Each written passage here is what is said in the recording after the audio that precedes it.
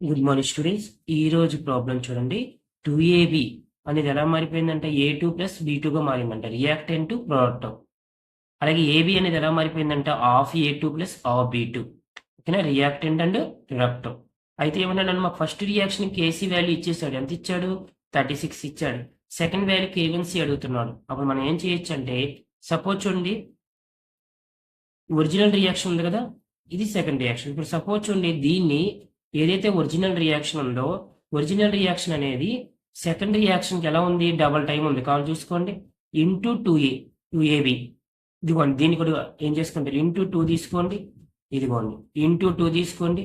అంటే ఏంటి ఇక్కడ? సెకండ్ రియాక్షన్ అనేది ఫస్ట్ రియాక్షన్లో సగం ఉందనే అర్థం. అంతేగా, ఇది తినక డబల్ ఉన్నప్పుడు ఇతను ఏమన్నట్టు?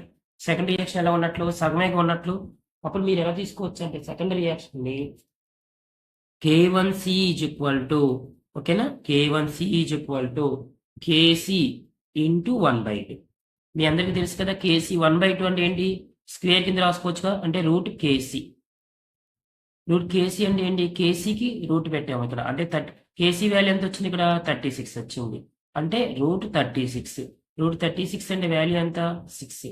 So k1c is equal to 6. ఇదే 5. Thank you.